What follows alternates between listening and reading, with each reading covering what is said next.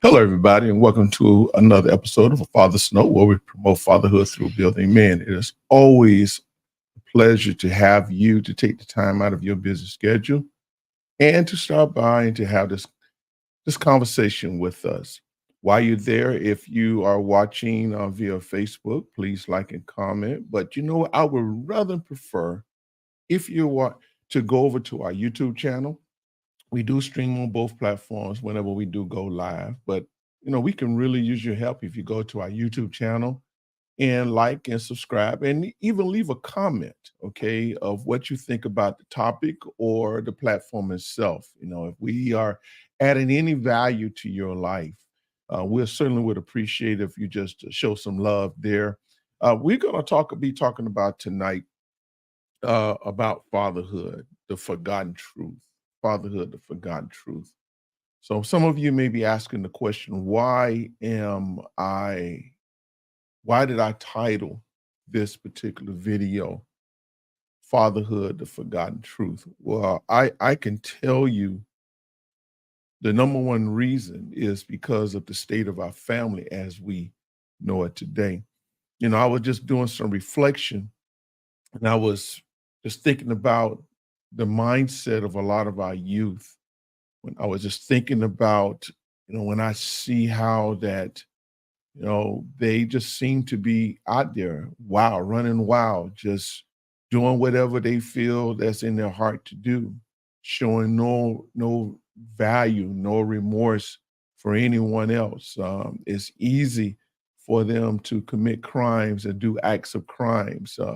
It's easy for them to put themselves in the position where it's that they will continue to become a product of the juvenile system or penal system. Something has to be done, and something can be done. Now, some may be thinking that it just seems like it's all lost and far fetched and it's too far gone. But no, it's not. We can change it. Though it may take a cruise liner a long time to turn around after going the wrong direction for so long. But yet still, it's going to make that complete turn and head in the right direction. And that is my prayer, my hope for our condition with our family, that it be restored. But the only way that it is going to be restored is fathers have to get back in place. And when I think about it, when I look at it, when you can look at it, fatherhood itself has gotten to the place or come to the place where it's that it's not valued anymore. It doesn't carry the same weight that it once did. Let's just say some 50 years ago, or even 60 years ago, 40 years ago, things have changed.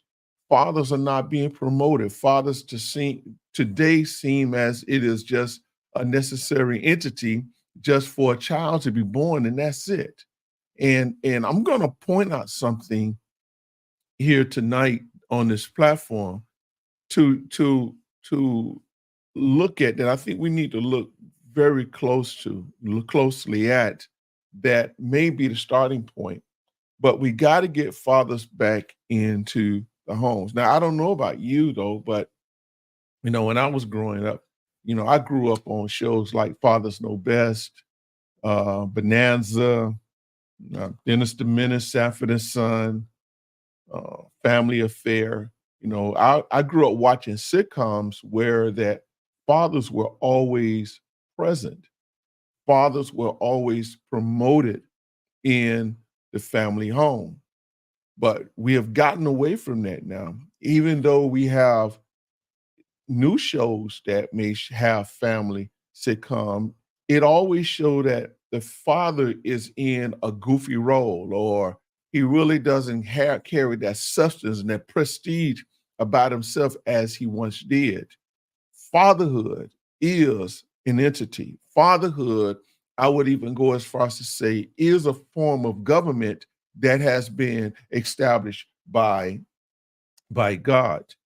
So when we look at the present state of our family as it is today, I pulled up I did some research, and it says that the present state of the family today, according to the US Census Bureau of 2023, out of about 10 million single parent families with children under the age of 18, about 80% are headed by single mothers. Now, hold on, ladies, before you jump the gun, you feel that this is an attack or this is a video about me bashing women or single mothers. No, it's not. However, though, I do want to highlight something that I see that I personally, this is my personal view and my personal belief. And I believe that there is strong facts to go along with it.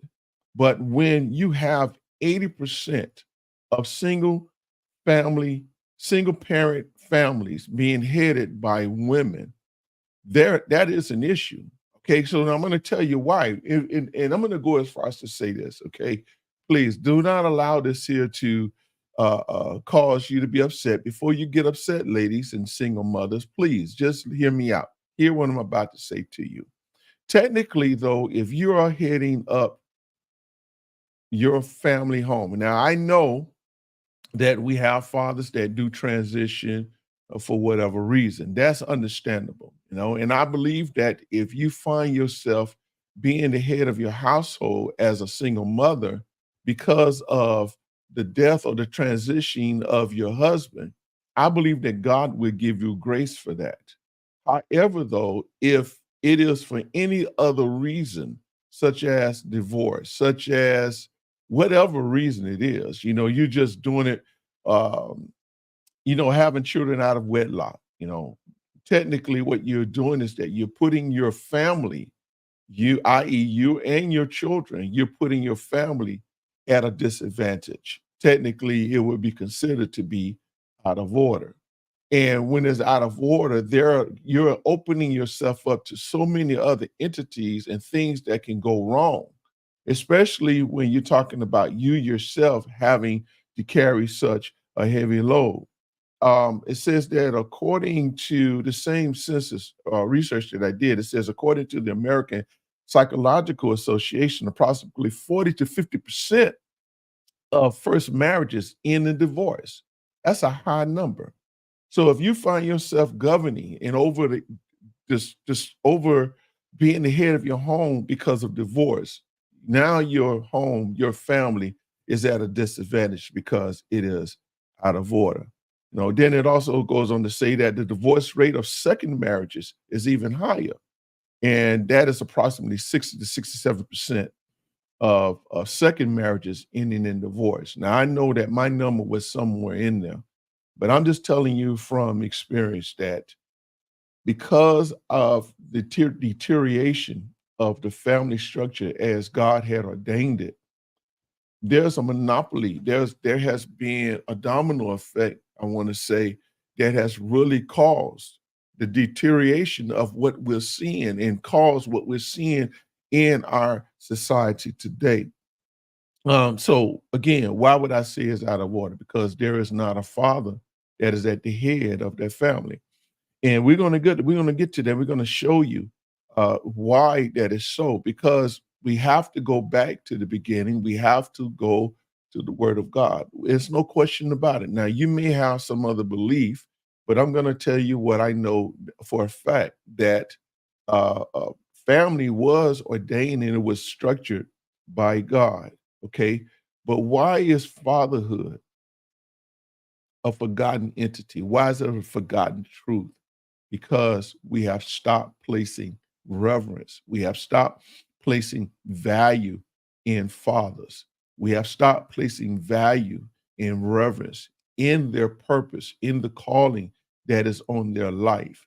I know that there are some fathers, they did not choose to be fathers, but even if you are a father, listen, I encourage you, fulfill your role as a father. Yes, you may have some struggles. Yes, you may be going through some things. Yes, you may have some financial struggles that just seem to be absolutely positively unfair. But you know what, though? Bro, tighten up your belt, man. Pull your pants up, tighten up your belt, man, and go to work, bro. Go to work. Now, I know for a fact that we have women, we have mothers that they make it absolutely difficult for fathers to fulfill their role. In essence, they get angry, and then what they'll do is that they will use their children, they will use their child against the father. They would take their anger out on the father by, for an example, no, you cannot see your child, or they may resort to the system itself.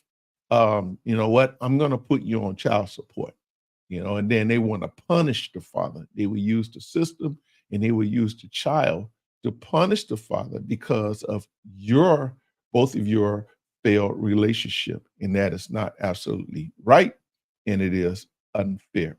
Okay. So let me take a moment here just to give you the definition of fatherhood. And first of all, it is definitely a compound word, father and hood. So we want to take it from there. So father is defined as a nourisher. This is according to the Merriam-Webster dictionary. Father, now you got to think about this now, because I really have been giving a lot of thought to this, because it's sad. I don't know about you, and I'm sure I am not the only man who's a father or not a father who's not bothered by this, who's not grieved by what is happening with our youth today. I'm here to tell you that when I have conversations with 20-year-old men, 30-year-old men, 40-year-old men, and they have no direction in their life, I can almost automatically tell you that the reason being because they did not have a father there to steer them and to guide them and to lead them and to direct them into the way in which they needed, or they did not have a male figure, or shall I say, not per se their own biological father, but a father figure in their life to give them guidance. Fatherhood is guidance. But listen, there are three things that father stands for. Number one, he's a nourisher. Okay. Number two, he is a protector. Number three, he is an upholder. Okay. In essence, a nourisher is one. So therefore, as a nourisher, a father, what he does is that he develops, he nurtures, he lifts up. When you look at Ephesians 6:4, it says that fathers do not provoke your children to anger, okay, but bring them up in the discipline and instruction of the Lord. So even to say that, and I'm going to go ahead and say this right now, make this point now. The only way that you can be an effective father is that you have to do it through God. There's no question about it. You have to have a pursuit for God. You want to pursue a relationship with God. Well, you may be saying, well, I don't know God. How do I get to know God? Well, it's real simple. First of all, you have to believe. But you know what? Get a Bible, begin reading it. You can go to John, and there, if you read the book of John, he would definitely give you some insight of who Jesus is, who God was. Okay. But that's what a nourisher is. He is there to develop. That's just, as a father, my responsibility to my children is to develop them, okay, in the way, again, according to Ephesians 6:4, giving them the discipline and the instructions in the fear of the Lord, in the guidance of God, okay? Because listen, there's no question about it. The morality of children today, even of society today, is horrible. And I am certain that I am not the only one that believes this, that understands this, okay? It is absolutely horrible what we're seeing today. And then the thing of it is that we see it. It's not just our elementary, our high school children, our college children, and then what they're being taught in college. I'm here to tell you most of our young people are being brainwashed to believe something that is not absolutely true or that goes against the belief of God. Okay. So, anyway, let me move on. Okay. So, a father, he is a nourisher. His responsibility is to develop, to nurture, okay, to lift up. Okay. What are the ways and how I want to address this now? Because the first part of Ephesians 6, he says this: Father, do not provoke your children to anger. So what are some of the ways in which that a father can provoke his child to anger. And I find this to be absolutely true. Number one, abandonment. Children do not like to be abandoned by their fathers. They may act nonchalant, like it's no big deal, but I'm here to tell you it is absolutely bothering them. How I know, I have the conversations. It bothered me when I felt abandoned by my father and I lived with him. Okay. So it's no question about it.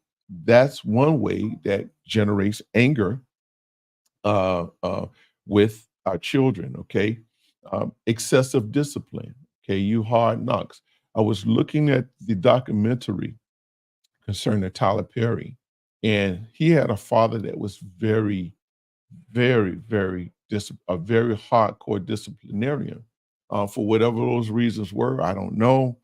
He did kind of like somewhat highlight it in doing the documentary, but children don't like excessive abuse. That's what it's come to. When you do excessive um, discipline, okay, it becomes an abuse, a form of abuse. And if you are a father who are just only just giving spending time with your child when it comes to discipline them or bring a correction to them, but you never show them any love, that's an imbalance. And what that child would do is that he will grow up resenting you because you are not, all you want to do is just punish, punish, punish, but you're not showing him any love. Well, you may say, well, hey, yeah, I love him. I'm disciplining him because I love him. All right. Well, is there a time that you are loving him without the discipline? It has to be a balance. You can't be all love now as a father and no discipline. There has to be both. Okay. And another thing too, I'm gonna let me highlight this a little bit. When we talk about discipline, especially as a black culture. We grow up, hey, my parents did it, my grandparents did it. We grow up that when a child gets out of order, and if he does something that he has no business, what we want to do is that we want to get the building, we want to do that physical punishment or what we would call corporal punishment. We want to put a strap on it. But one day I was giving some real serious thought because I was one of those fathers, those parents that I believed in that, man, I lay the wood down. I lay that strap on your rump. But then I got checked in my spirit, and one day I was on my way to discipline my son, him and his mother and I, we were not separated. He was living with his mother, and his mother called me that he was misbehaving, and I was on my way to go bring some correction.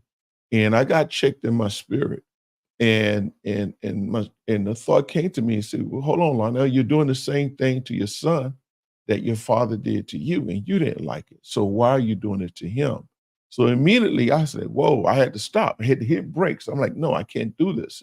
So then when I realized that, no, I got to love on him just as much as I want to bring discipline to him. But what I've learned that through my loving him, through and being around him, I was able to bring correction to him through love without resorting to corporal punishment, as I would like to say it. I also learned that there are other ways in which that we can bring discipline to our children without having to result to physical abuse.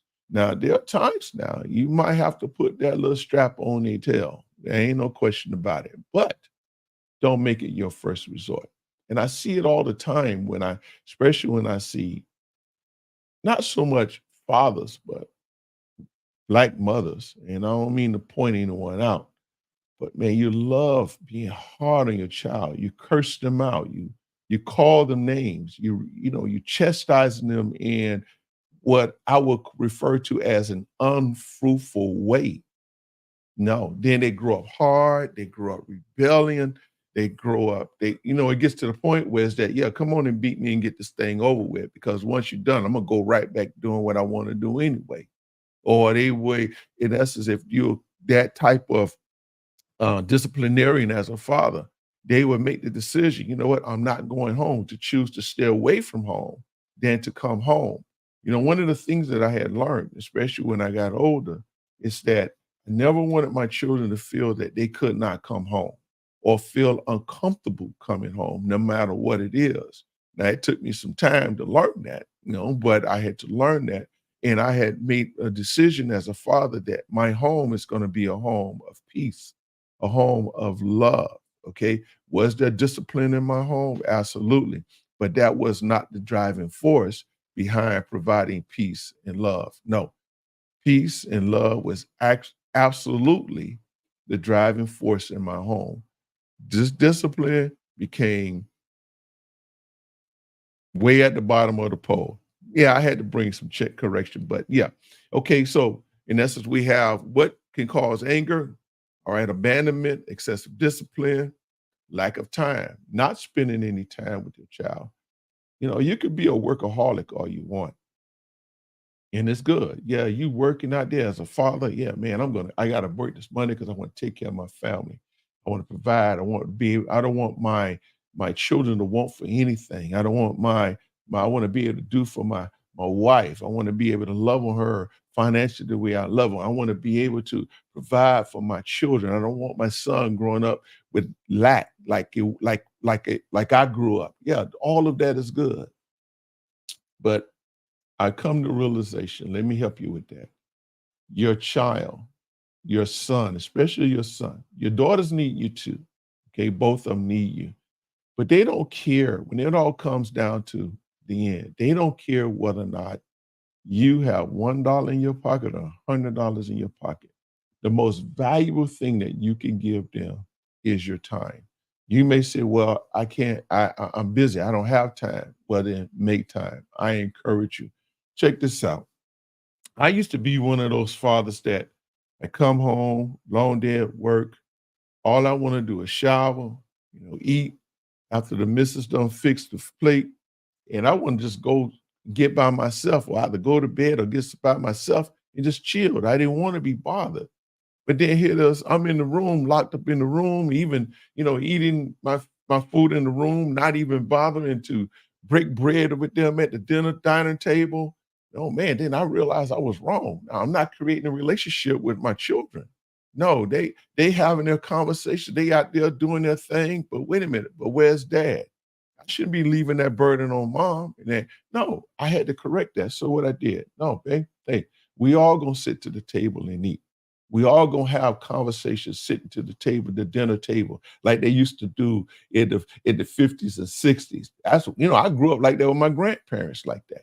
That's the type of lifestyle that we're gonna have in this home. No, even no matter how tired I am, after I shower, I'm gonna go out there and sit with my children. Watch whatever they're watching, just chill. Sometimes I ain't got to have conversation. Just to be there, just your presence alone can be so important to them. They would value that. They would value that. If you like what I'm saying here, if I'm adding any value, hey, how about let me know in the comment. Hey, you're doing good. Let me know I'm doing good. Okay. So anyway, we talk about abandonment, excessive discipline, a lack of time. This is another thing we want to talk about time. This is something I had to learn as well. Okay. I had to learn that this is a good one here. My oldest son, he got into baseball, right?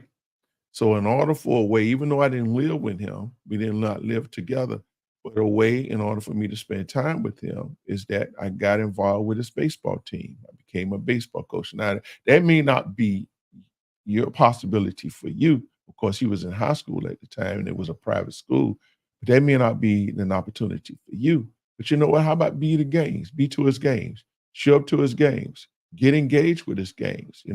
What I used to do after my son is that I used to, when he go out, as a matter of fact, I work with my son after his practices. When I saw where he needs something to work on, I took the time to work on with his hitting because I'm big on hitting, but whatever time you spend, whatever, in essence, whatever, I know football is big, but whatever love or passion that your son or your child have or interest they have in, get involved with them. Don't let them walk there by themselves, okay? Don't have them at their games or whatever it is, and they're looking up in the stands. Everybody else's parent is there, father is there, but you're not there. Don't let that be you, okay? Please correct that, all right? Okay, so, uh, uh, Abandonment, excessive discipline. Okay, we talked about a lack of time. How about a lack of love? All right, I kind of highlighted that when I talk about excessive discipline. A lack of love can hurt them. Not you don't want your child to grow up not feeling love. Let me tell you what happens if they don't have a true experience of love from you. It ain't about mama now. Yeah, of course, mom gonna love on them, right? But it's that daddy love. It's that father, that pops love for your sons, that daddy love for your daughters that they really need, and that is so crucial to their nurturing. Remember, we're talking about nurturing them up. We're talking about lifting them up. Okay. It is important that you hug on your daughter, right? And you tell her, she hear you tell her that you love her. She hear you tell her and remind her how beautiful she is and how precious she is. You loving on your son so that he would know how to love his son or love on his future wife, right? It's so important that love, when they lack love, when they lack, when they feel abandoned, when they are experiencing um, excessive discipline, when they are experiencing a lack of your time, that will cause them to build up resentment within them, therefore generating anger because the longer, as long as they hold that resentment, the more angrier they will become when they see you. Okay, when you're in their presence, right? Okay, so enough of that. We're talking about anger. Okay, a father is a protector, a person or a thing that protects something or someone. Okay, he is a guardian. He is a defender. He's a champion. He is a custodian. Psalms 32, verse 7 and 8. It says that you are my hiding place. You will protect me from trouble and surround me with songs of deliverance. As a father, you as a father, are a protector to your children. You are a guardian over your family. Okay. You're the one that determines the well being of your family. You don't let any and everything come against your family, no matter what it is. You stand tall, even in your places of weakness, you still stand tall and you give it your best to be a provider, to be there, just purely to be there and engage. Engage with your wife. You're functioning and operating as one. Don't abandon your family. They need you. So when you are out of the way, then you leave your family exposed to defend for themselves. And that's not right when the charge has been placed upon you. So you again, looking at the scripture, you are the hiding place for your family. You are the one who is responsible for making your family feel protected. Okay. No matter what, daddy's here. Daddy got us. Okay. Just play the role, bro. Just do it. Just do it. All right. Another role as a protector is that one having a care. This is interesting because I found this definition. Okay. And I want to see if I can break this down to you how what I got from this definition. It says that a protector is one having the care of a kingdom during the king's minority, in essence, in the absence of the true king, right? Okay, so again, this is an interesting definition as it pertains to the word protector. And I just want to give you my interpretation of this definition, one having the care of a kingdom, right? Well, when we look at 1 Corinthians 11:3, it says this, it said, but I would have you to know that the head of every man is Christ, and the head of the woman is the man, and the head of Christ is God, right? Now, in the physical sense, Jesus is the head of man. Man is the head of the woman or the head of his family, right? But we know that when God established the family, the family is, just follow me here. The family is a kingdom within itself because you are the king of your family. right? Your wife is the queen. You are the king. So your home, your family, that is your kingdom, right? So you have a responsibility to protect your kingdom. You're the one that dictates what goes on, what doesn't go on, but in love now, right? You're the one who set the atmosphere. You're the one who is the provider. You are the protector. You're the one who is a guardian over that. So it is your responsibility. Your kingdom as a father, as a father is in your care. Is in your care, right? Okay. Now, that's all I have for defining fatherhood. Father, the word father. Okay. So let's do a real quick recap.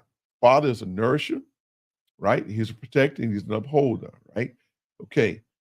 He's talking about being a protector. We talked about he's a protector. We're talking about him having the responsibility or the care of his kingdom, right?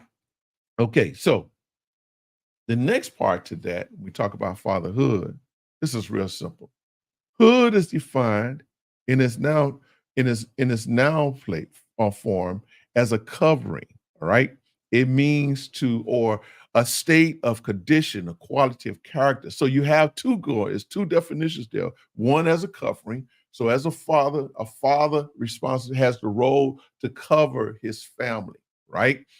To cover his kingdom, to protect his kingdom. He also has a right, okay, as the hood, right, to establish the condition and the quality and the character of his family. I hope I'm doing a good job with putting this together. I hope you all are seeing what I'm saying. So now when we look at it, because I want to go here, there's another part to here that I want to add to in order to bring all of this together, right? Because when we look at it, and it is sad what is happening, what has happened to the family structure. We have what we have today because the family structure has been demoralized. And why is that? It has been devalued. Why is that? For the very simple reason one missing entity, one missing catalyst, and that is the father not being in the home. You can say whatever you want to say, you can debate it in whatever fashion that you want to debate it. But when we have allowed the family, I'm sorry, when we have allowed the father to be taken out of the home, that's when when we have left the family as if we once knew it to be exposed to the cares of this world. We have abandoned our wives, we have abandoned the children of our mothers, we have abandoned our children and left them to defend for themselves when in actuality, God never designed for it to be that way. Okay. Um, yes. Now, I want to show you this statistic, and then we're going to go a little bit further, right? But I come across this statistic here, and you will see here it's a single mother statistics that was done. I did have the date here, but this is recently. Okay, 2024. This was updated on February 7th of 2024. And as I stated, when you look at it, we got 10.89 million single parent families. Okay, so when we talk about single parent, we're talking about fathers, either we got a single parent father or a single parent mother, right? But look at the next statistic here. It says that 79.5% of our families out of that 10.89 million, 9 million families are headed by single mothers. Single mothers. So just think about it. We have mothers attempting to fulfill the role of father and mother, right? We have single mothers attempting, especially if they have sons involved, to be a father figure to their son as well as a mother figure. But now it's interesting that the role of a mother technically is to nurture, right? One role, one no, which is the same as we pointed out in the definition for a father. A father has a responsibility to nurture, right? So the question is though, which one is would you say? I'm just asking this questions, not and I'm not asking this question to per se to say that I have or know the right answer, but I would feel and think that the most important nurture out of the two is that which comes from the father. I believe that when a child is like the nurturing of his father, I believe, this is just me talking now, in my own perception, I feel that that lack of nurture from the father has a greater effect on the child than the nurture or not having the nurture of a mother. I'm sure there's both the same, but I think there's a greater effect, negative effect on the child when he's not getting it from, or when they are not getting it from the father than than they are when they're not getting it from the mother, right? Okay, so because of the statistic, when you look at this, continue to look at the statistic. It says that now 79.5% are headed by single mothers, right? Look at the next one. It says 31.3% of those 79% of single mothers are poor, right? And 24.3% were food insecure. In essence, mothers struggle to provide the basic essentials for their children to eat. I was listening to an interview by a particular a state representative, and he was saying that how that uh, he grew up with his mother, and his mother did the best that she could for them, but there were times that they didn't have food to eat, and not having food to eat required him to take actions that he knew that were not right, just so that he can eat. Not only for him, but his sister as well. For his family. He knew it was wrong. But when you're talking about being desperate, when you're talking about needing something to eat and wanting to eat, man, it's a task on you. It's a task on you. Hey, if we're doing okay here, how about hit that like button and let us know we're doing okay? Okay. Let's continue. It says that 45.4% of them receive food stamps. 20%, 0.8, just under 21% are unemployed for the entire year, right? And 9.2%, they don't have any health insurance. 11.2% have not completed high school. That's drastic.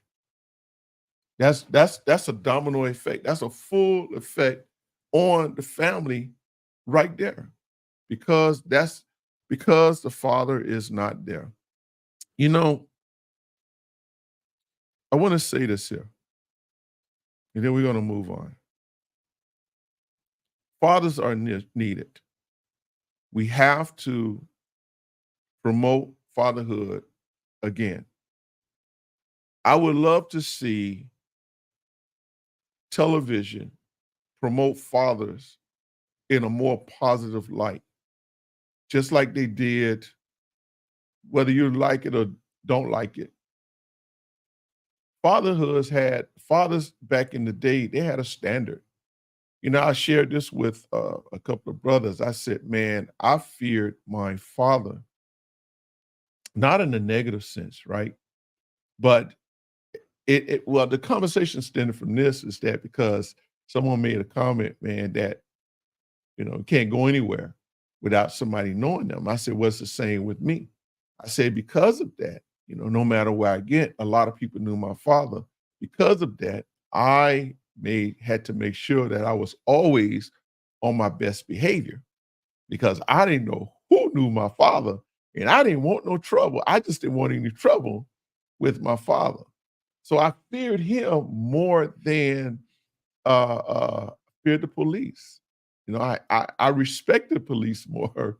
Well, not at one time in my life. But maybe one day I'll tell you all about that episode. More than I because of my father, right? So my father taught me values. He taught me the respect. He taught me how it's important to work hard. He taught me how important it is to take care and be a provider for your family, even in the midst of my struggles. But yet, when I was on my own as a father, yeah, I had my struggles too. And if you're and if you're a regular listener of this platform, you know that I've talked about what I went through all my life, that my struggles, man. So I'm not trying here to be like angel, but I'm grateful to God that I have gotten myself together. I want to go on with these statistics, but I think I'll make my point there. There are a lot of great statistics. This is a good one. Uh, a good article that I have found here. Um, when talk about demographic, they say that 51%, just over 51% never married, 29% was divorced, 15%, just over 15% was separated, and look at this. 3.6% was widows. They became single parents over their home mothers because of widow.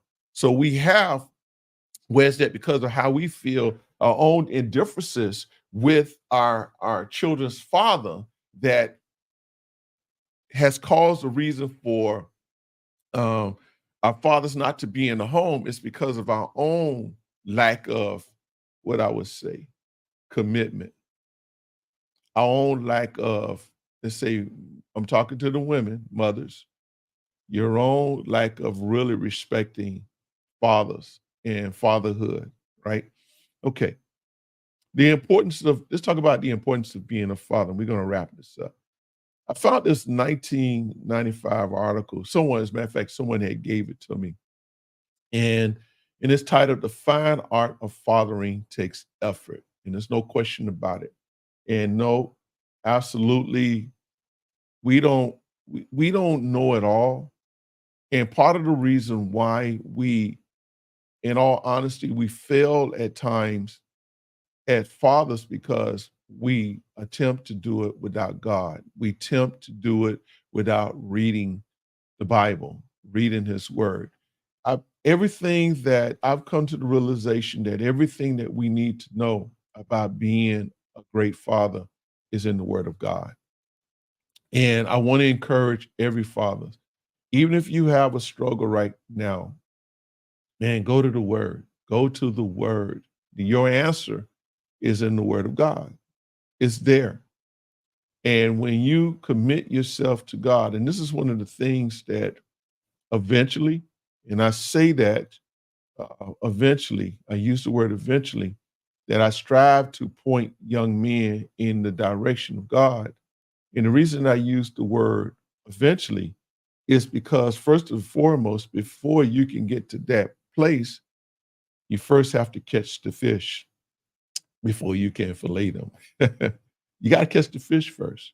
So I I like to take the approach where is that I befriend them.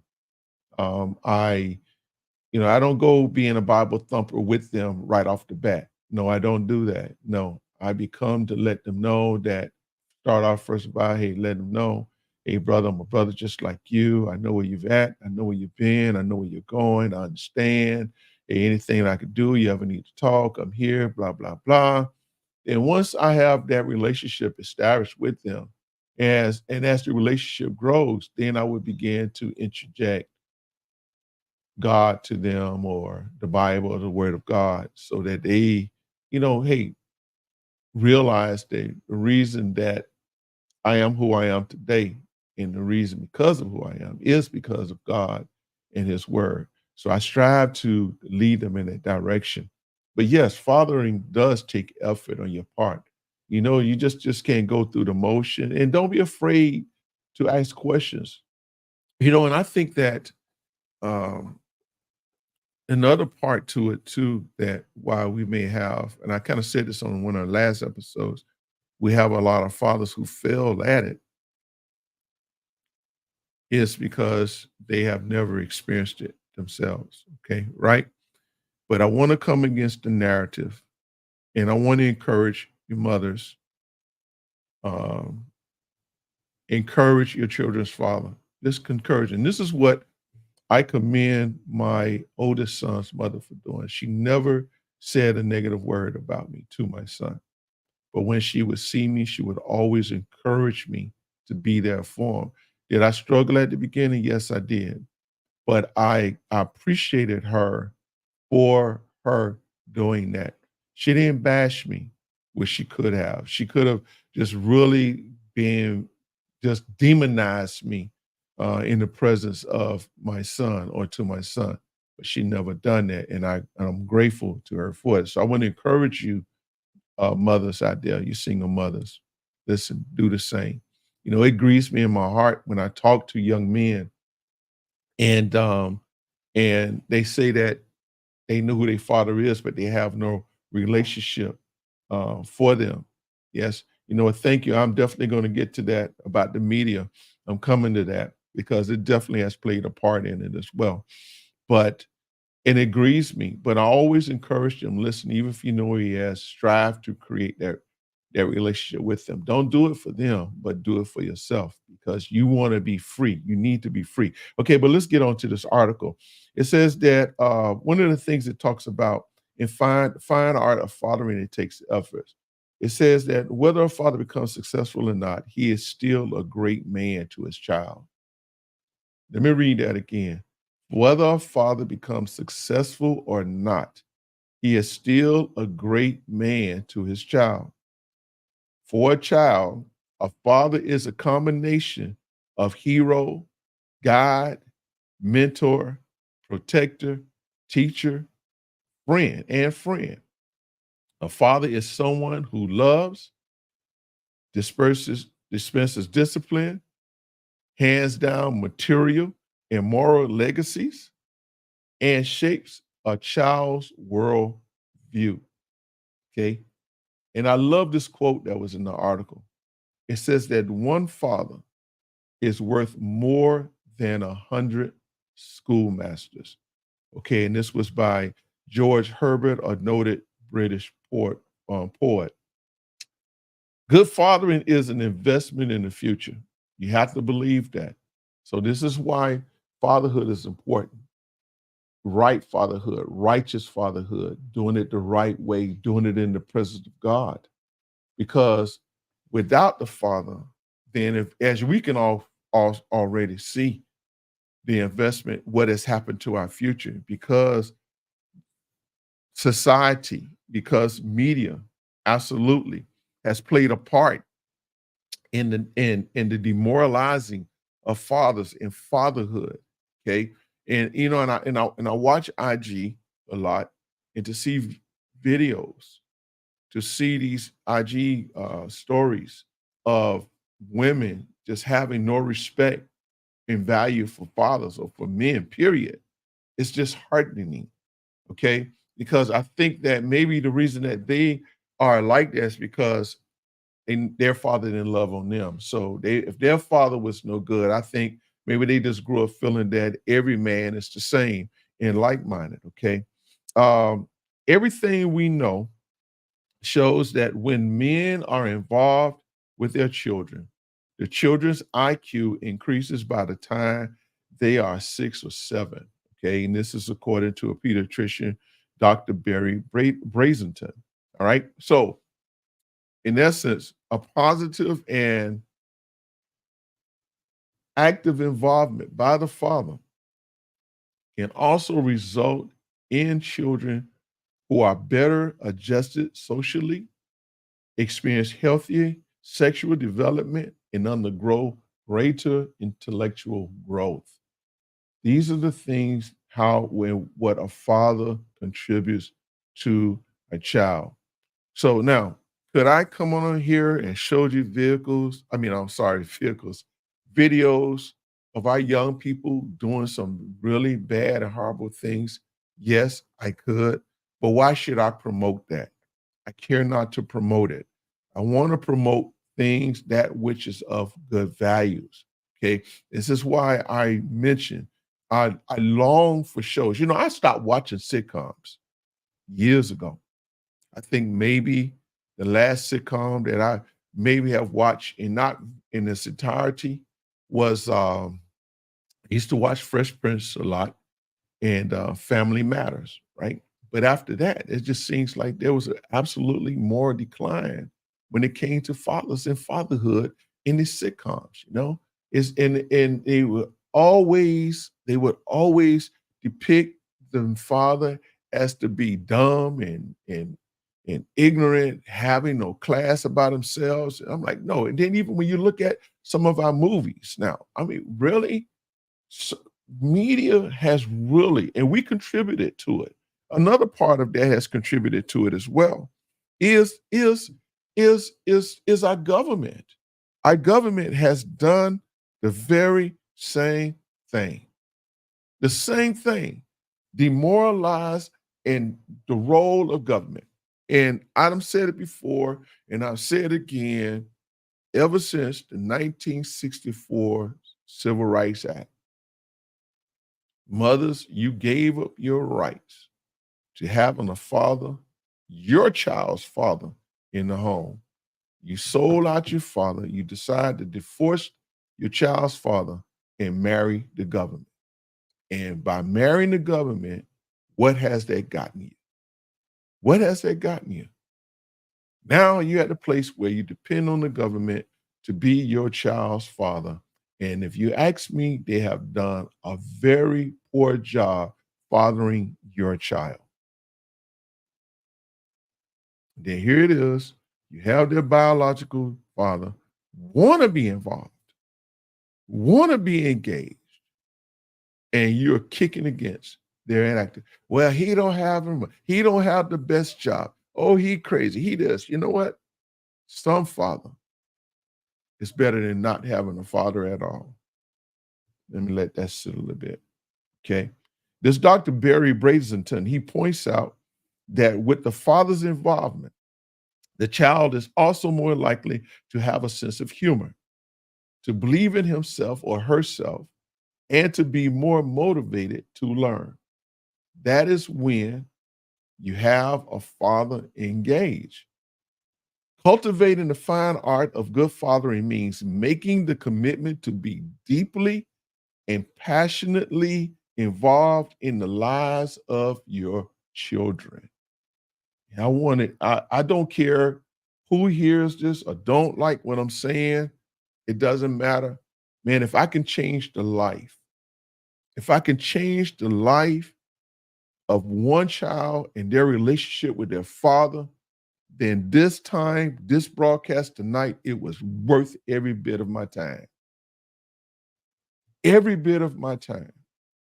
I care not to continue to promote our fathers. I won't do it. And I'm going to encourage you not to do it as well. I've said it before and I said it again. Do we have fathers that are dysfunctioning? Absolutely. Yes, we do. There's no question about it. And they need help. But have you ever stopped and asked yourself the question, why?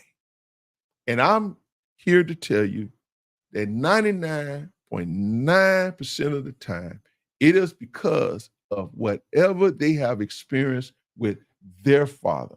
They are living and walking out a generational curse. It's no question about it.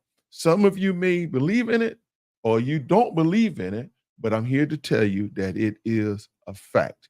Somebody has to break the curse.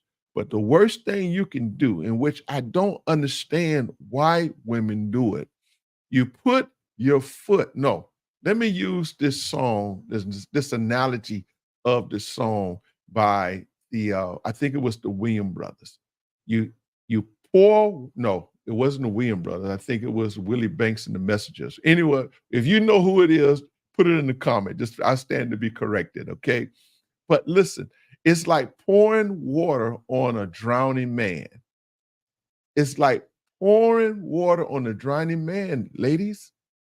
He's already, listen, just to get up in the morning and be a man is a challenge within itself. Because first of all, we have the spirit of the enemy is against us being a man. He is against manhood.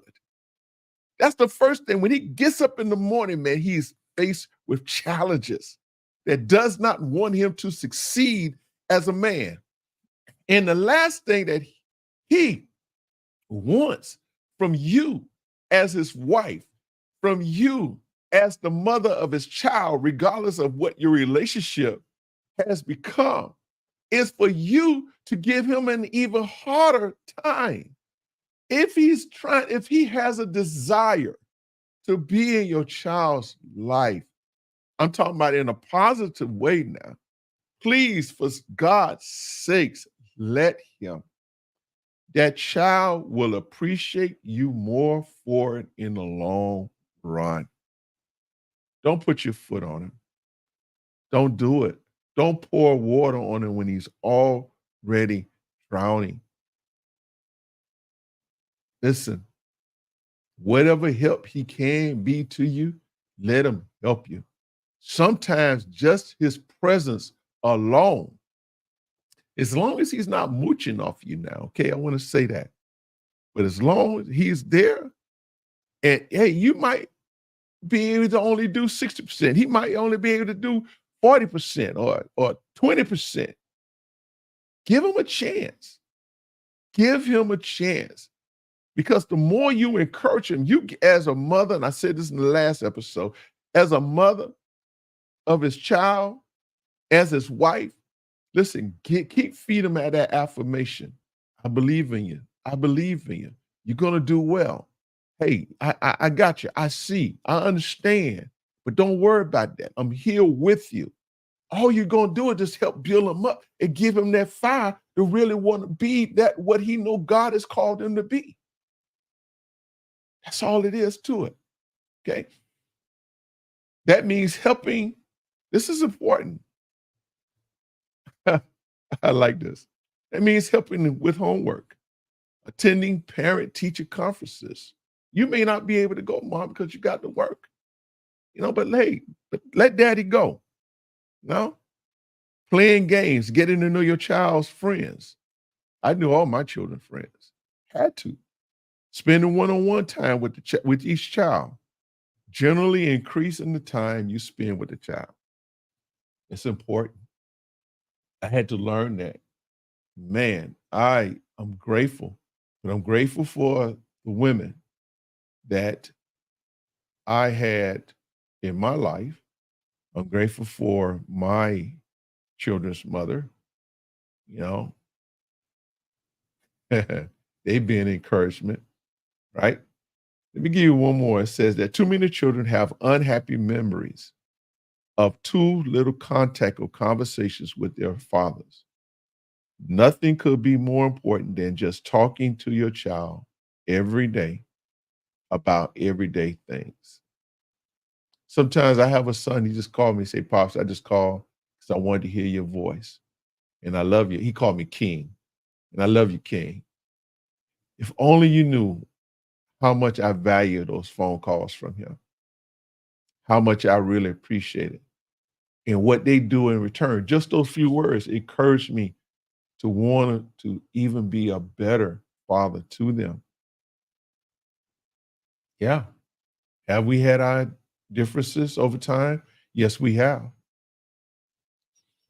But man, me humbling myself, me doing exactly what the scripture says, God said in Ephesians 6:4, hey, making sure that I do not do things or say things or conduct myself in ways that will anger my children. It's not about me proving that I'm right. It's about me proving that I'm willing to learn. I don't know it all, and I'm not going to pretend to know it all. But you know what? Hey, son, hey, daughter, let's figure this out together. You don't have to walk this alone. Hey, you know what? Okay. I've went to my children and have to correct myself. You know what, son? You know what, daughter? You were right. I was wrong. So forgive me. Okay. I gotta correct. I gotta do better. You know what? You're absolutely right. I don't listen. Let me work on that.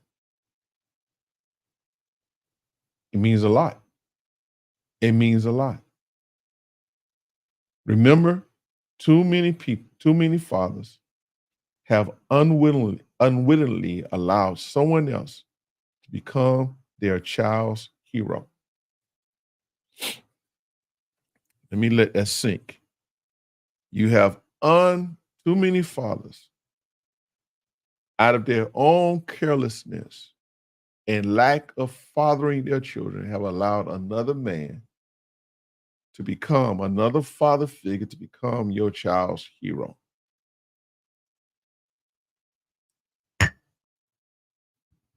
Mhm. But it doesn't have to be that way. Let your child get to know you. You may not be the best. Hey, you know what? You may struggle with alcoholism. You know what? But let that child be your reason to. I want to be careful when I say this because I don't want no one to misunderstand me.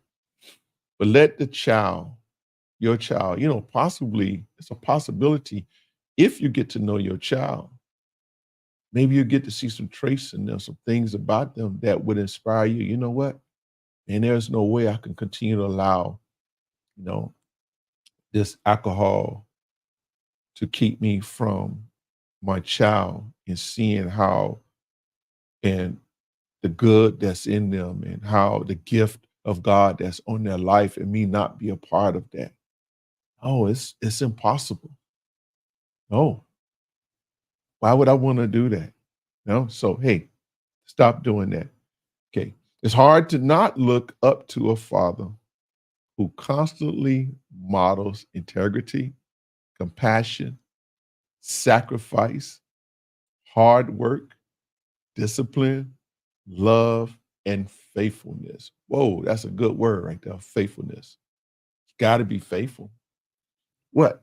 What is faithful? Let me help y'all out with this one here. Faithful means is that if okay, so I'm talking about you being a father, still talking about fatherhood, right? But you being a father who does not live with your child. But when you know what faithfulness means is you being a man of your word. When you tell your child, hey, I'm going to be there to pick you up uh, Saturday morning at 9, be there, be on time, go pick up your child. Go do it. Spend time with them. But don't have your child packed and ready to go and happy and excited. Hey, daddy coming for me. My daddy coming for me. Yeah, I'm going to get to spend some time with my daddy. And then you not show up. He's sitting on the porch or she's sitting on the porch for hours waiting on you. Your mama trying her best to console you and to console her child because she see the hurt that they are going through. So be a faithful father. Be there for your child. When you say you're going to be there, do that, please. It's important. Okay. It is vitally important that you do that. All right. So the greatest thing I want to say, but we're getting ready to get out of here. We hope that we said something to encourage you. We hope that, yeah, we're real serious about what we do here because we love it. And the only way that I know that I can be changed is actually talking to you. You you may not even want to hear it. Maybe it's not of value, but it is some value because I believe that we can change a lot of what we're dealing with in society today. And I want to say this here in addition to all your fathers that are God fearing men.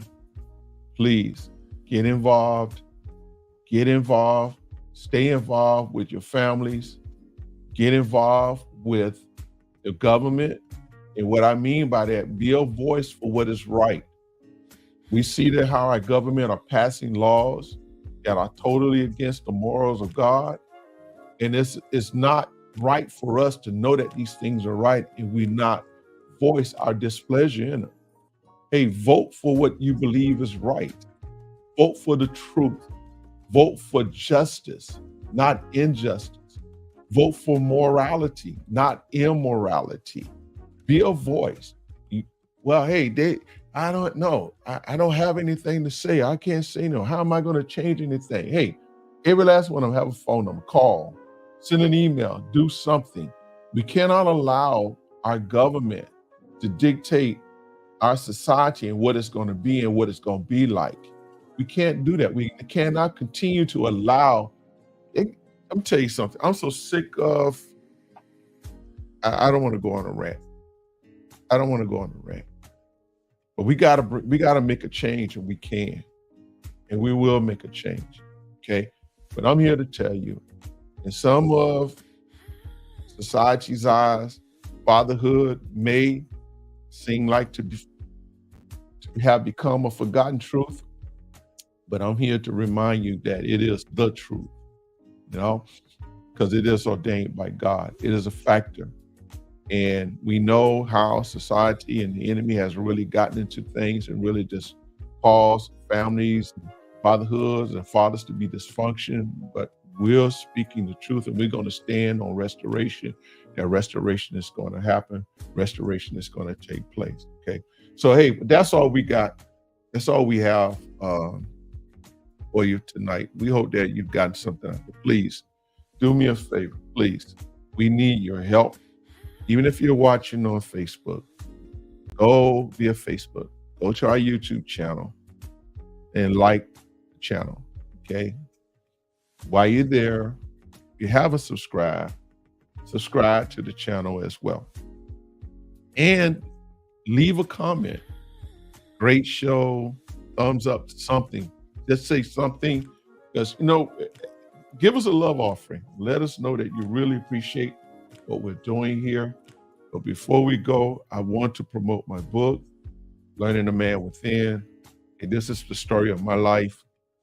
And it's lessons that I've learned as a man growing up over time. And one of the things that I really learned that, I don't want to give too much of the book away, but my father, what I realized, I'm going to say it this way.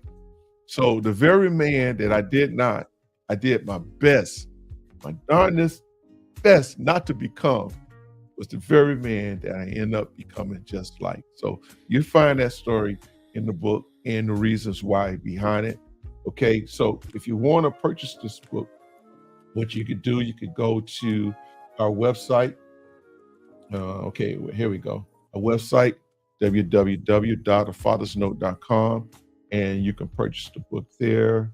You can also get a signed autograph as well. We also have t-shirts on sale there. If you want to purchase a t-shirt as a gift for the man that is in your life. Well, I thought I had a slide here of it, but I don't. Yeah, go check out the t-shirts as well. The t-shirts say fathers are essential. Okay. Hey, we love you. We appreciate you taking time and spending the evening with you. Again, please, we need you. We're asking you to help us to promote our channel, A Father's Note. And also on our website, you can go to our website, you can watch some of our past videos as well there. And we certainly appreciate all of you. We appreciate all of our faithful followers. You know who you are. I'm not going to call your name, but you know who you are. We certainly appreciate your support there and your encouragement. Hey, that's all we got for tonight. We'll see you next week, all right? God bless everybody.